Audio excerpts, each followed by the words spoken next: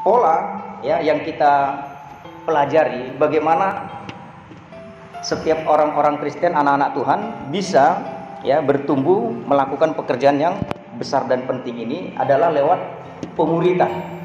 Jadi kita sekarang bergerak ya, berjalan ya untuk melakukan ya prakteknya. Ya, kita bicara sekarang tahap yang keempat. Tahap pertama sudah kita jelaskan apa itu mengalami Tuhan, koramdio, ibadah yang sejati. Jangan pernah lakukan apapun sebelum kita jumpa Tuhan setiap pagi. Amin. Itu intinya mengalami Tuhan dulu. Ya, lalu yang kedua menjala manusia, memuridkan sekarang berlipat ganda. Saya tadi katakan bahwa Yesus Kristus sebagai teladan kita, ya, untuk membangun gereja lewat pemuritan. Dan dia tidak langsung cari 12 orang. Begitu terjadi kelompok 12, ayo ya kita belajar pemuritan di kelas, bukan begitu. Ya, ternyata ada tahap yang dia kerjakan dan justru ini agak lama. Ya. Ketika dia jumpa muridnya Yohanes Pembaptis 2 orang, ya. Nah, dari 2 orang ini ya, mereka berinteraksi, ya. Lalu ketemu lagi dengan Petrus jadi 3 orang, ya. Dan terus tambah jadi 4 dan akhirnya 12 orang. Dari 12 orang itu ada 3 kelompok utama. Kelompok yang utama itu ya Petrus, Yakobus dan Yohanes. Ini kelompok utama yang dibawa Tuhan sampai bertemu dengan kemuliaannya. Lalu ada kelompok berikutnya mereka ya yang 9 lagi itu. 1 gugur dia diganti Matias. Jadi rupanya ya setelah dipelajari Tuhan Yesus membangun kelompoknya sampai 12 orang ini selama 2 tahun. Bayangkan ya 2 tahun. Ya, berarti sampai ya Matius pasal 5, 6, 7 dikerjakan ya, dia mengunjungi mertua Petrus apa segala macam ya. Itu belum komplit langsung 12, tapi bertahap terus.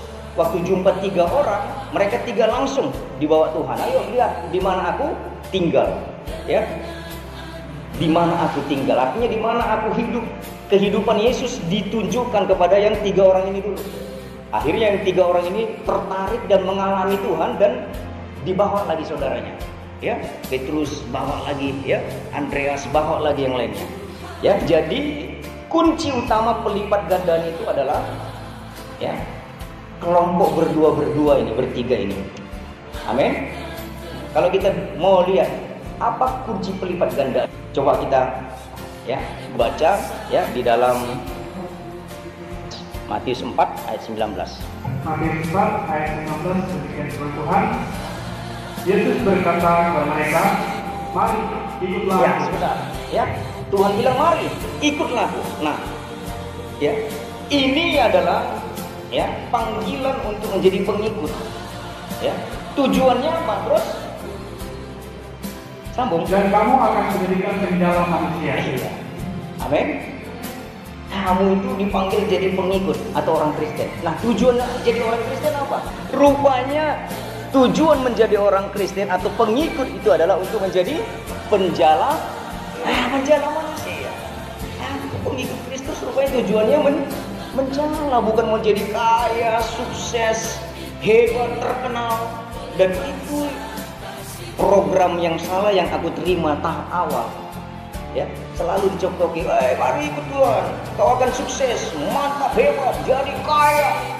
Itu dulu waktu aku masih pemuda, dicekoki di sini di alam bawah sadar.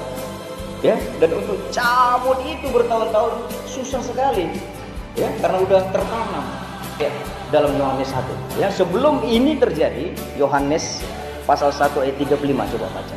Ya, Yohanes pasal 1 ayat 35. Murid-murid Yesus yang pertama. Ya, terus Pada keesokan harinya Yohanes berdiri di situ pula dengan 2 orang muridnya. Yohanes, ya, lihat. Yohanes berdiri di situ dengan 2 orang muridnya. Amin. Ya. Terus Dan ketika ia melihat Yesus lewat, dia berkata, lihatlah anak domba Allah. ya, waktu Yesus lewat, dia bilang sama murid, lihat itu anak domba Allah. Terus Kedua murid itu mendengar apa yang dikatakan itu, lalu mereka pergi mengikut Yesus. Nah, kedua murid ini dengar, mantap kali anak domba Allah, ya. Jadi salah seorang ini, ya, namanya Andreas, ya, dan satu lagi Yohanes namanya, ya. Lalu mereka, ya, meninggalkan gurunya yang pertama, Yohanes Pembaptis. Mereka ikut kepada Yesus.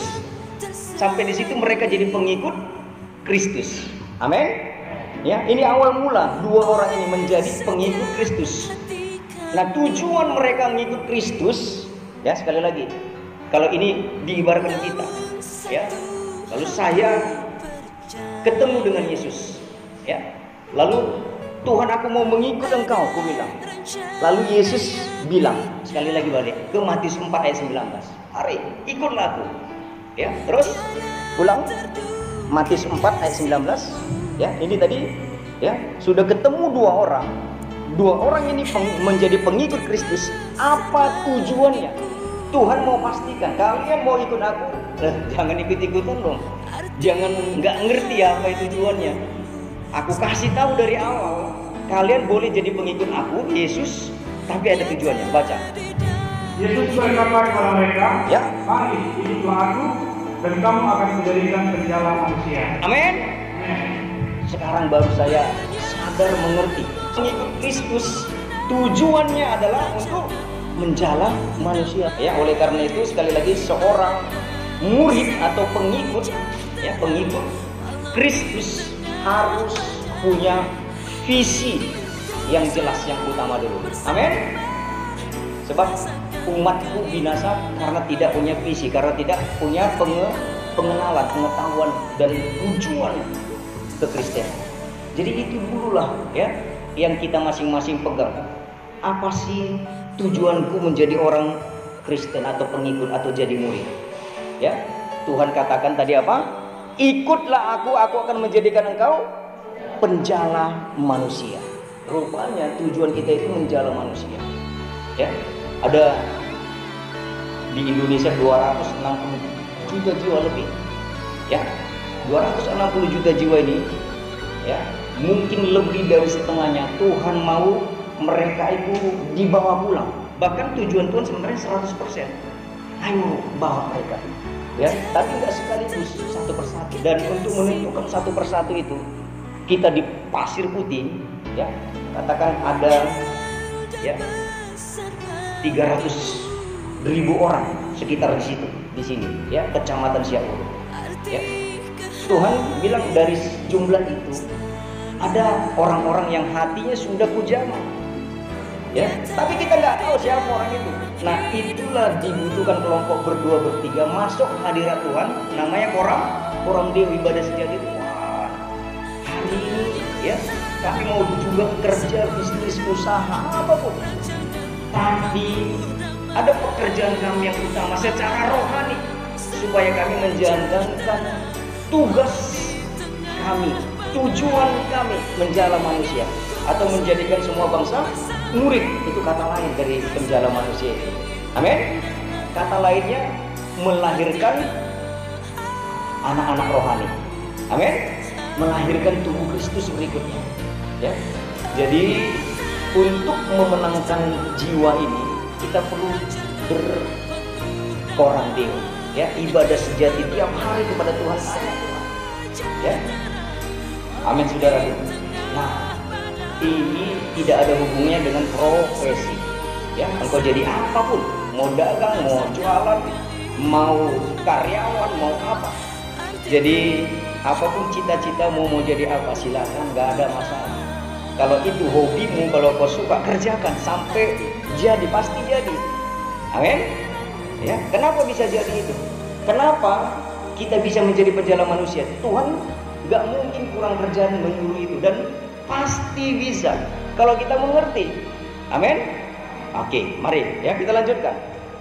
Ya, jadi hafruta ini, ya, saya katakan tadi pasti bisa menjala manusia, pasti bisa berlipat ganda, pasti bisa melahirkan, ya, tubuh Kristus berikutnya atau murid-murid berikutnya.